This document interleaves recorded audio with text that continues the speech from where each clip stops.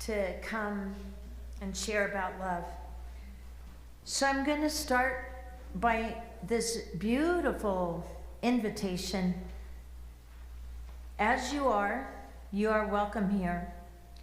Visitor, friend, or longtime member, you are welcome here. With little children or your partner or alone, you are welcome here. You are welcome here as a believer or a doubter, as a joiner or a loner. You are welcome here. Feeling a part of us or not, full of energy or not, seeking a vision or a rest, you are welcome here. You are welcome to join us as you are. I'm going to acknowledge that we are in the Aboriginal territories of the Salish, Nez Perce, Blackfeet, and Anishinaabe people who shared the Helena Valley as hunting grounds. We honor those who walked before us, and we honor the path that they have shown us to caring for this place and for generations to come. As you use, we strive for justice and fair relations with their descendants. So I'm going to invite Janice to come and light our chalice with us. We have a special chalice reading today. You'll find it in your bulletin.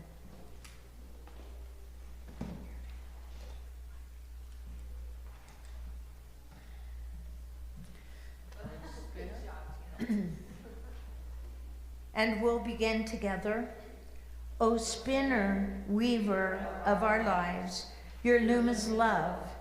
May we who are gathered here be empowered by that love to weave new patterns of truth and justice into a web of life that is strong, beautiful, and everlasting. That is strong, beautiful, and everlasting. Now I'm going to welcome our beloved friend Judy and Mackenzie. Yay! I'm so grateful that she's here. I did have a hiccup moment when I'm like, okay. So our first song is written by Judy, and I chose all of our music to More Love. No, it's not. Okay, what is it? It's one that was collected by Harmony Grisman. It's theoretically a Quaker song, but if you really listen to the melody, you'll think, boy, that sounds a lot like John Prine's Paradise song. So I don't know which came first, the chicken, the egg, the paradise, or John Prine. Or Judy. Or Judy. All right, and you'll find it on the Open Your Heart book on page 43. And it's a perfect waltzing song, so if you didn't do your stretches this morning and you'd like to have a little movement, please get up. Nikki's with it. All right, let's go.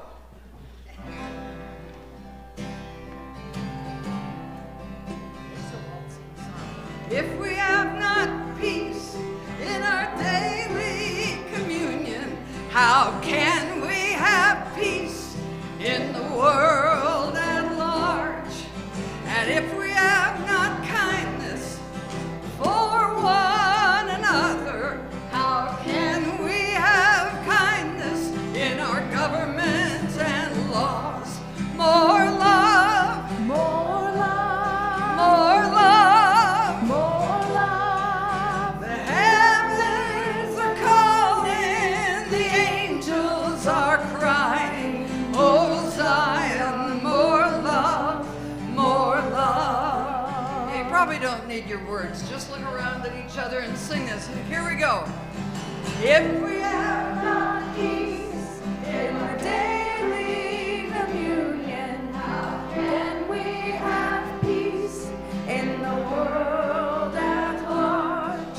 And if we have not kindness for one another, how can we have kindness in our government and laws? More love, more love, more love.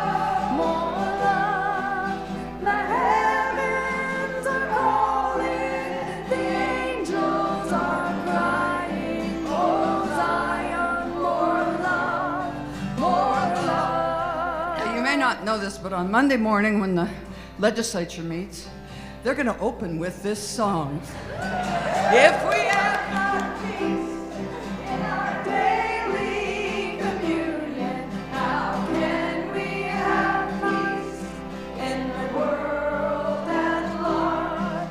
And if we have not kindness for one another, how can we have kindness in our government and laws? More love, more love, more love, more love. Heavens are calling, the angels are crying. Oh Zion, more love, more love. Now another thing you may not know is that the press corps in the White House is going to be singing this the next press meeting.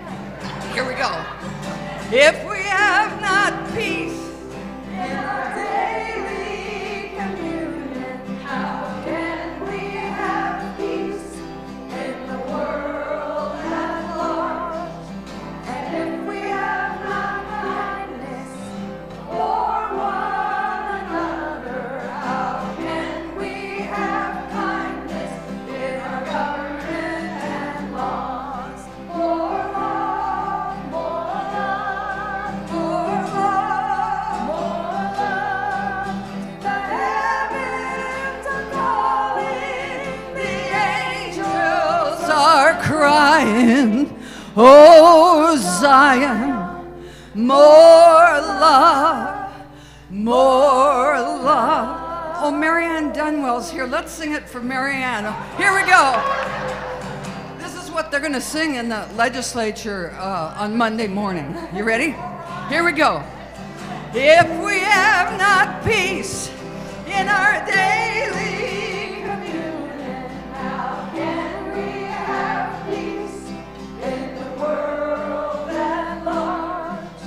And if we have not kindness for one another, how can we have kindness in our government and laws? More love, more love, more love, more love. The heavens are calling, the angels are crying.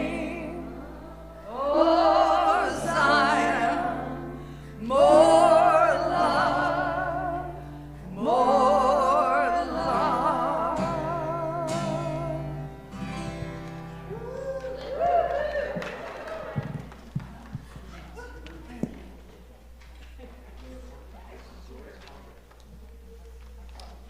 And with that amazing energy, let's just feel it in our body. More love, more love. In fact, that's my talk today, so we can go eat cookies now. Okay. Anyway, this is our time of offering, and I'm going to invite Hamilton and Mara to come and Harris. I'm sorry, Harris. My good friend Harris. Harrison. Okay, got it. Okay. Yeah, I got the syllables right, just not the. I know it. All right. And do you know where the baskets are? Okay. Thank you, guys. We're going to say our offering together. We're very grateful for your gifts today and for all of your contributions to our community. And I just want to say that all contributions are so wonderful. How you serve, how you love, your financial contributions, your spiritual contributions, your emotional contributions. It's really wonderful. And if you're visiting today, your presence is your gift to us. We're very grateful to have you today. Thank you so much. Thank you so much. Right. And this is my favorite song of all time, my friend. I love this song. And you're going to find it on page 25 of your Open Your Heart book.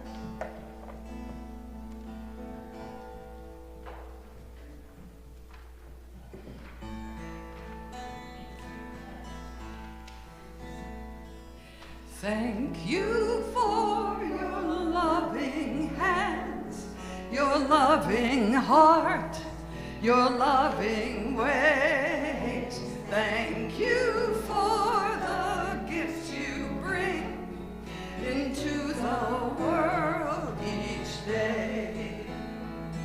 And if you ever doubt yourself, remember us who love you well. We know the gifts you bring into the world each day. So thank you for your loving hands, your loving heart, your loving ways. Thank you for the gifts you bring into the world each day. Don't sit down because you have another song right away. Which one? You, number 32. No, I'm sorry, it's on page, yes, page number 32. Love surrounds me. It's all about love. I know. This song was written by friend Susanna Jacobson, who has gone to the great beyond, and just loved hearing her sing this in our chapel at our Women Making Music or at Summer Sing. So Susanna Ha, that's what we called her, Susanna Ha. This is for you. Love surrounds me, healing fills me. Love surrounds me, healing fills me. Love surrounds me, healing fills me. Love surrounds me, healing fills me. Love surrounds me, healing fills me. Love surrounds me, healing fills me. Love surrounds me, love surrounds me. Healing fills me, healing fills me. Love surrounds me, love surrounds me. Healing fills me, healing fills me. Love surrounds me, love surrounds me. Healing fills me, healing fills me. Love surrounds me, love surrounds me. Healing fills me. Love surrounds me, healing fills me. Love surrounds me, healing fills me.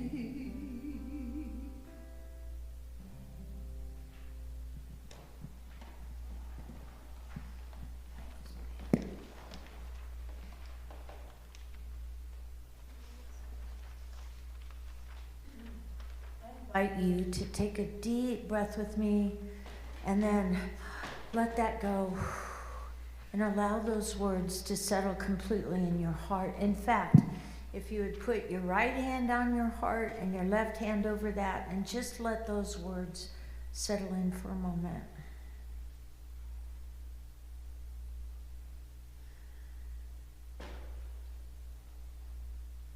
And quietly and gently open your eyes with me.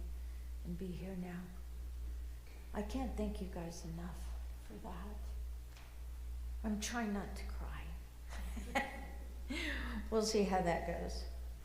I'm very blessed to be invited today to talk about love, and my talk is called Love, the Practice and the Promise. And I'm going to start today by talking about somebody that I respect immensely. In fact, my respect for this man has grown over the years. Dr. Martin Luther King Jr., whose special day, his Memorial Day, was hijacked. It was a legal holiday, and unfortunately it went by us without recognition. And I was pretty distressed about that.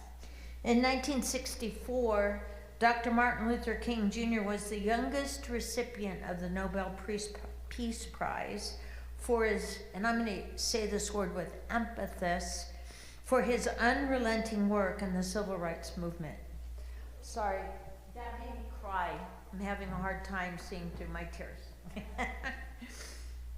In fact, the year before, in 1963, that's when Dr. Martin Luther King Jr. organized the March on Washington for Jobs and Freedom. And the following year, he was awarded the Nobel Peace Prize, which really just got by us.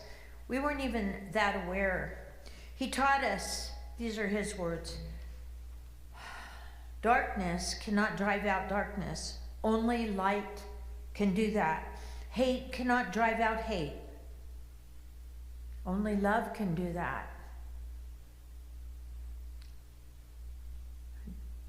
I think it's important to let those words sink in for a moment, because we are in extraordinary times, and we are being invited to constantly love our neighbor. And so when he says that hate cannot drive out hate, that is truth. Only love can do that. I think we're learning what that means and how to actually expand our heart.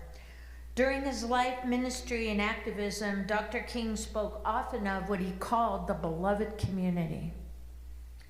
And I want you to acknowledge that you are sitting in a beloved community. You have co-created this. This is special. This is important.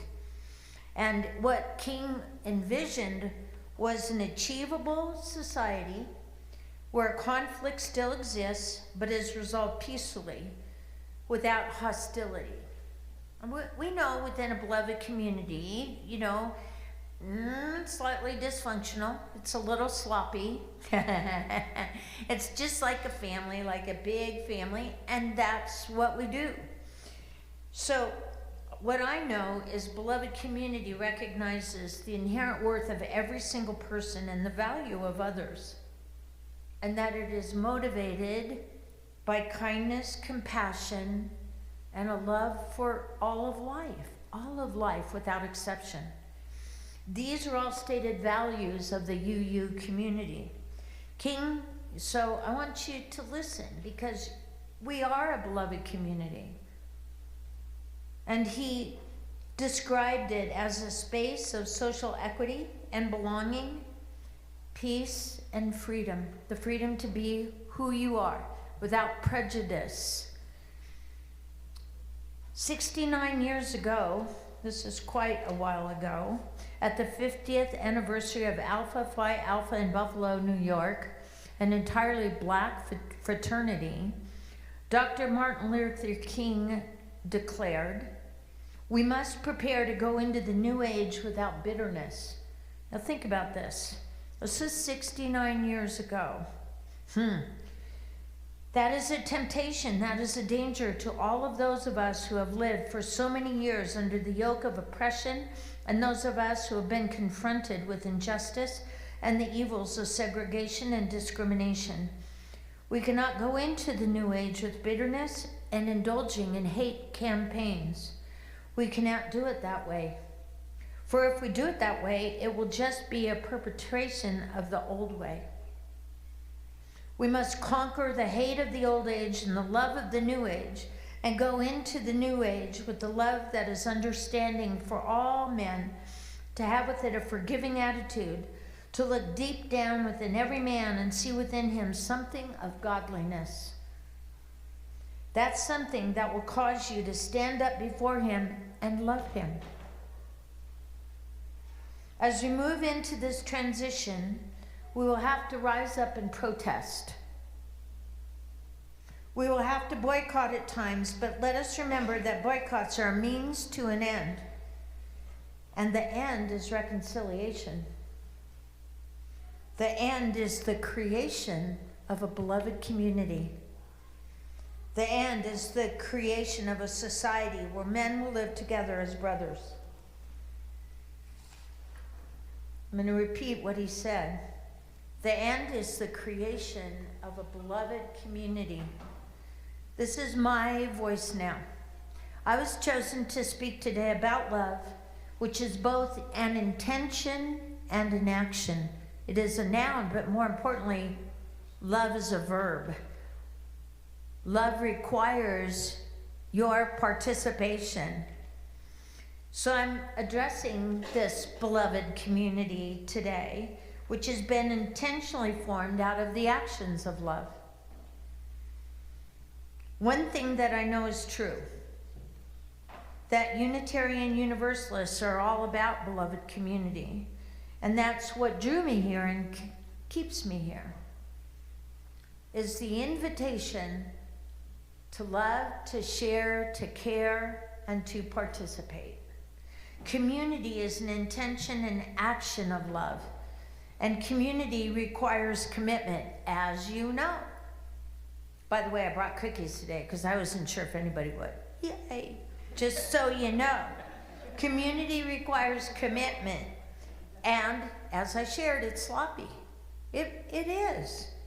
But beloved community does not mean that we have to be perfect and that we won't hurt each other's feelings from time to time, or disagree, or strongly disagree. It's one of the things I like about us, okay? It means that we are committed to love each other, to get to know each other. Participating in beloved community includes the good, the bad, and the ugly. And as we learn to live with and love each other, The UU website shares this, that we are willing to embrace our differences and commonalities with love, curiosity, and respect. I like the word curiosity. It's like, oh, interesting. As UUs, we are being asked to make the very little sliver of our world that we occupy a better place. I'm going to use a Buddhist term, for all beings without exception.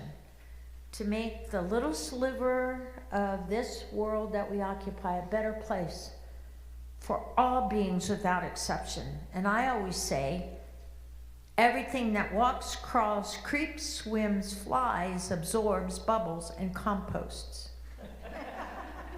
Yay!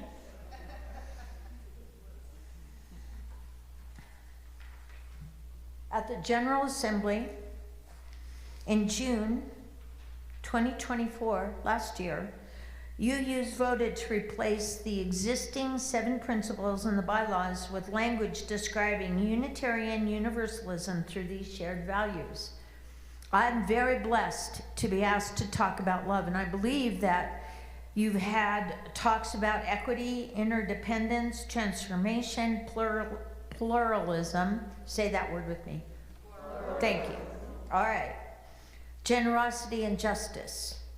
And I was chosen to talk about love, which is the very center, and it's the driving force of each of those values.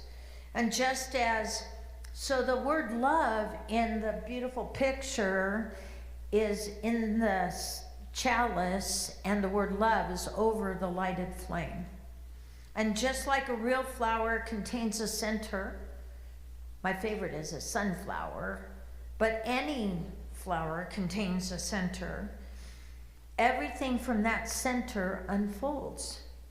And love is at the core of every one of those stated values. In fact, without love, equity is not going to stand. Without love, interdependence is just a word. And so I'm very blessed to be asked to talk about this, but I really want you to consider this truth. Love is the core of all intention, and things fall apart without its nurturing presence. Love ignites everything. Love is the fuel of all of these shared values. Love and interdependence are interchangeable. Love fuels transformation, generosity, and the need for, say it with me again, pluralism. I am one of those. Just so you know, I'm an ordained interfaith minister. I actually hold 3 ordinations, so I am pluralistic, just so you know. The UU website shares, we affirm the power of love to heal what is broken. I want you to hear these words. This is an extraordinary time. Extraordinary time. We affirm the power of love to heal what is broken, to hold us together across the pluralities of diverse religious practices and beliefs, to hold us when things fall apart, to grow our capacities and to guide us as we return again and again in our families and communities to side with love. To side with love. I stand for love. I am the presence of love made manifest. I share this love. I stand for love.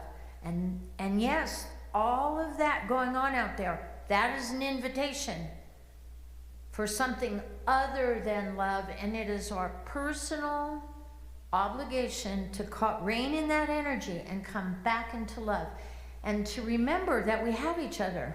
Thank you for your loving hands, your loving heart, your loving ways. Yay! All of these stated values are bridging attributes. They connect our humanity with our divinity. So here's what I figured out so far about love. I know what it feels like to withhold love, and I know what it feels like to love and be loved. And that loving and being loved feels better. Feels a lot better.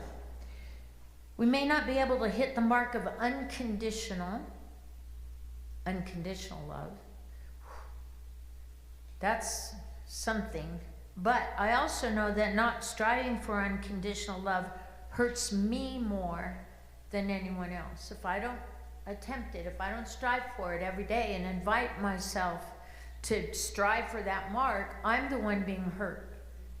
And that doesn't serve me. Love is both an emotion and an action. Love requires physical exertion and effort. Loving from a distance, it requires physical exertion and effort. I believe that we must practice living as love in the world, as the presence of inclusion. I love this word, which came up recently in Bishop Buddy's lecture. The word mercy. That's a beautiful word, and I invite you to explore that. But I think that we are being invited to participate in this world as the presence of inclusion, mercy, and grace. Right here, right now, today. Right here, right now, today. And I think it's imperative if we're going to survive. I'm not even afraid to say the word evolve, because I think right now we're in survival mode. But I invite us to remember that we do evolve every day. And that's important. Being willing to love teaches you the highest course of action. I wrote a talk that G wrote us. We're going to sing it, called Love Points the Way. Love points the way. Now is the time, and we are the ones. You're going to like this. You might want to write a song about this. If not you use, then who? If not you use, then who? So there's an important practice that I have used, especially since the passing of my husband, which was only 5 months ago. And it's something that I was taught by a man named Greg Bayer. who taught a practice called Real Love. In fact, he wrote a book called Real Love, and I was privileged, along with my ministerial colleagues, to spend 5 days with him in this process. And it's 2 principles, and it's very important. And that part of everything, and I think I did this like 25 years ago, and I still practice this, and I invite you to practice it. In fact, you do. It's called get loved, feel loved. Get loved, feel loved. When I step into our coffee club on Friday afternoons, and it cracks me up because nobody ever drinks coffee. I don't know why it's called the coffee club, and I don't know, whatever. Okay. Whatever. Wait a minute, I do. Do you? Do you do? Okay. You do? Okay. So there is some coffee being consumed at the coffee club. But you know, when I step into that space, it is always with the intention of getting loved and feel loved. And I pray that I provide that space as well. It is critical right now, if we are going to survive, possibly evolve, survive right now, we must continue this practice. Get loved, feel loved, ask for love, feel loved. My beloved friend Judy, last Sunday, heard me say that I was going to be speaking in front of the legislature on Tuesday morning, and Judy, God bless her, heard me, and she put into practice get love, feel love. She showed up at 8 a.m. and she stayed, Marianne's going like this, Judy. She stayed till noon, and we weren't asked to testify until 11:30. So we had a long and interesting experience and the opportunity to love people. I'm not sure how that went. But, I mean, I have to ask myself every single day. I don't want you to think I'm perfect at this, because I am not. But we're invited every day to get loved and feel loved. And Judy stayed for the entire time. And at one point I went, you know, I kind of felt bad or responsible. I said, Judy, you don't have to stay. And she said, Jean, you asked. God bless you. Thank you. Thank you. And that is a perfect demonstration of get loved, feel loved. And you must, this is your responsibility. You have to ask. You have to say, I need help today. You know, I gotta get something out of my system or off my chest or whatever. You know, I need you to listen. Can you listen? Can you help me? Can you love me? Can you support me? That's the first part, get loved. And the second part is equally important. You have to feel loved. You have to feel loved. And sometimes we are not able to allow that love in. You know, we've put up this wall, and you know, there's this little door, it's like open, you know, love, no. You know what I mean? And then like, yeah, somebody knocks and you go, okay, bye, you know. You have to allow yourself to feel loved. Judy, I felt so loved that day. Thank God there was a loving presence in that room. Woohoo! And that was my first experience of the legislature, so there you go. I felt like I should have worn a tie. It probably would have gone better, but I don't know. You have to allow yourself the gift of unconditional love, and you have all provided this for me so beautifully. It's not easy for me to talk about how much I miss my husband, but you guys let me talk about that, and I'm so grateful for that. And I wouldn't have survived this far without you loving me. And we're going to talk about this really soon in small group community. But first, we're all going to get loved and feel loved by singing this beautiful song with Judy and Mackenzie. As we sing, I am worthy, I am loved. And it is on page 34. And if you feel like standing, you're certainly invited to do that.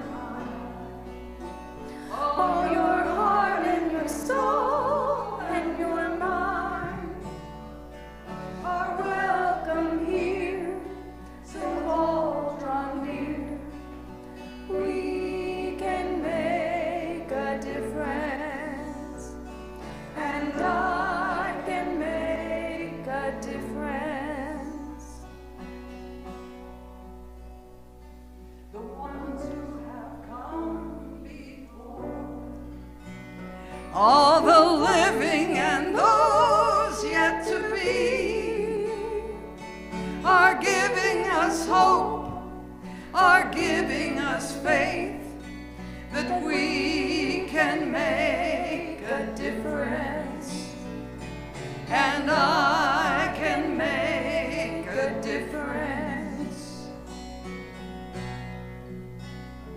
We are worthy and we are loved. We are worthy and we are loved. Knowing this we know, we will make a difference, and I will make a difference.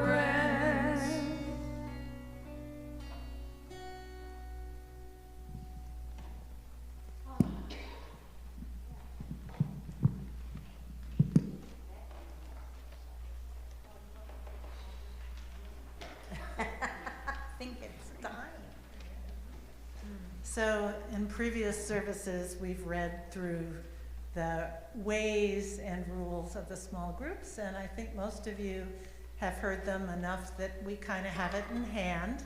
As someone said this morning, it's just about being polite and kind to each other. But those of you who are new, please read them inside your order of service. So we're going to answer 3 questions that are written in the order of service. So bring your order of service to your small group. And we are now going to divide into 4 groups. So starting with Cass, we're going to count off 1 through 4. And then when we're done, 1 is going to meet up there, 2 is going to meet there.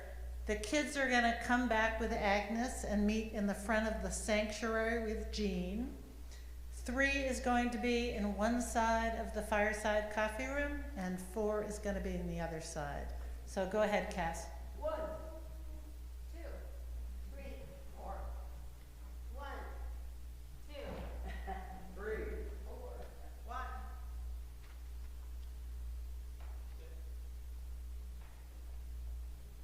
She's not one. You were 2. That means I guess I want 2, 3. 4. 1, 2, 3. 3. 4, 5.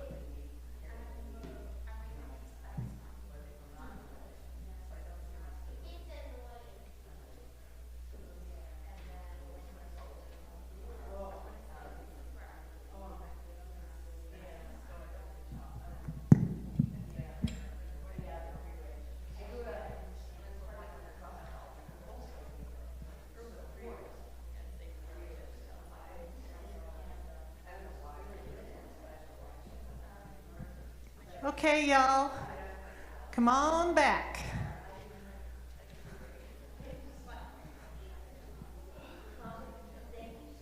Okay, come on back when you're ready. How are you?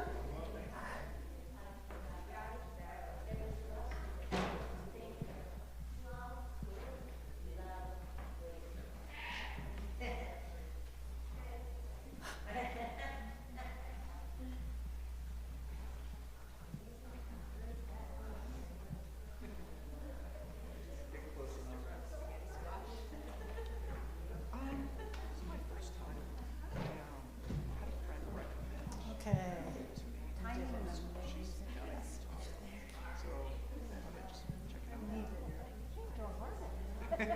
Yeah, it is. I've been trying to keep it together.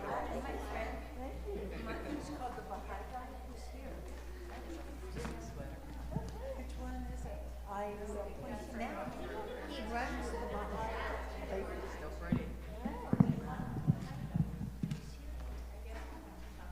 I think his name is.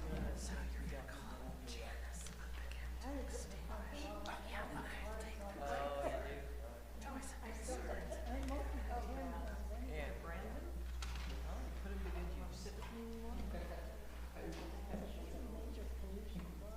Need my glasses. What?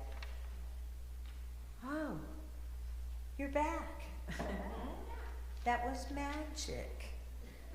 I'm so happy to see you. I hope that was deep and helped and served. That was my intention in our beloved community. So I'm going to ask Janice to come back and extinguish the candle, but I do not see her in the community, so I may have to ask someone else to come and do it. Oh, thank you. Yeah. All right, thank you. We missed you Friday. All right. And there is something that we say together when we extinguish the candle. Shall we begin? We extinguish this flame, but not the light of truth, the warmth of community, or the fire of commitment. These we carry in our hearts until we are together again. I'm going to remind you that all of your amazing announcements are in the BSSU weekly bulletin that got sent out. I love to read it. It's like a book. You know, it's like, yay. Okay. And Becky is going to come up for our private joys and concerns. So the YouTube broadcast is going off now. And anyone who has any joys or concerns, now's the time. Marianne.